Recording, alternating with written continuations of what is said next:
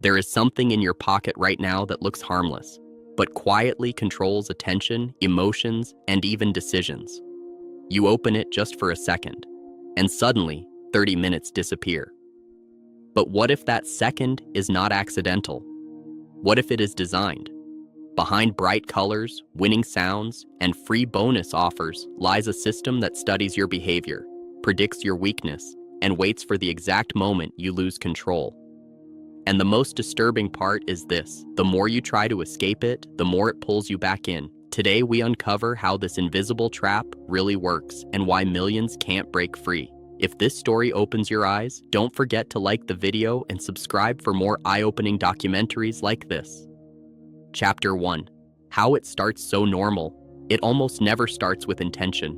Nobody wakes up and decides to get trapped. It begins in the most ordinary way possible. A person is scrolling at night. Maybe they are tired, maybe bored, maybe just trying to escape a stressful day. Then an ad appears, bright colors, exciting music, a message that feels harmless. Try your luck, get a bonus, it's just fun. There is no warning in that moment, no sense of danger, only curiosity. One tap is all it takes. At first, everything feels controlled. Small wins appear. Sometimes losses happen too, but they don't feel heavy. Because the system is designed in a way that separates emotion from consequence. Wins are loud, colorful, and celebrated. Losses are silent and forgettable. And that imbalance is the beginning of something deeper. The brain starts to associate the experience not with money, but with emotion, excitement, anticipation, possibility. And once that shift happens, the behavior starts to change without the person realizing it. Chapter 2. The system is not random. What most people believe is that these games are based on chance, that anything can happen, that luck decides everything. But in reality, every single system is built on mathematics that is carefully designed to ensure one outcome over time. The system does not need to cheat. It does not need to change results. It only needs to control probability. Every game contains a hidden structure that ensures that the system always has a small advantage. It may feel invisible in a single moment. You might win today. You might even win several times. But over time, that small difference becomes permanent. And here is where the trap becomes powerful. The human brain does not think in long-term probability. It thinks in moments. A win feels meaningful. A loss feels temporary. And that creates a false belief that outcomes can be controlled. So even when the math is working against the player, the experience feels like progress. That contradiction is what keeps people inside the system longer than they ever planned. Chapter 3. What it does to the brain. Inside the human brain, there is a chemical system responsible for motivation and reward. It doesn't just respond to pleasure, it responds to anticipation. Every time something exciting might happen, the brain releases dopamine. Not when the reward arrives, but when it is expected. This is where the system becomes powerful. Each spin, each bet, each moment of uncertainty triggers that anticipation response.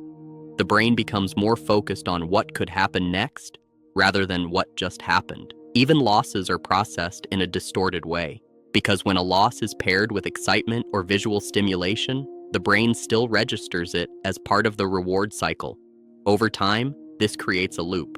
The person is no longer chasing money, they are chasing the feeling of possibility, and the more they chase it, the more the brain adapts. Normal rewards feel less satisfying. Bigger stimulation is required to create the same emotional response. This is how behavior slowly shifts without awareness, not through force, but through repetition. Chapter 4. The near miss that changes everything. There is a moment inside this system that is far more powerful than winning or losing. It is called the near miss. It happens when a person almost wins. When everything aligns except for one final symbol, one final number, one final step. Objectively, it is a loss. Nothing is gained. Nothing is achieved, but the brain does not interpret it that way. Instead, it processes it as progress, as closeness, as almost there. And that feeling is more dangerous than failure itself. Because failure ends the attempt, but a near miss extends it. It creates a belief that success is just one more try away. This is where repetition becomes obsession.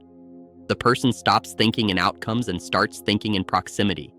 How close they were, how close they could be next time. And that is exactly what keeps them going longer than logic would ever allow. Chapter 5. The system that studies you. At some point, the experience stops being random altogether. Every action is recorded, every choice is analyzed, every pause, hesitation, and reaction becomes data. The system begins to learn patterns. When the person is most active, when they are most vulnerable, when they are likely to stop, and when they are likely to return. And then something more advanced happens. The system starts responding. If someone stops playing, they receive reminders.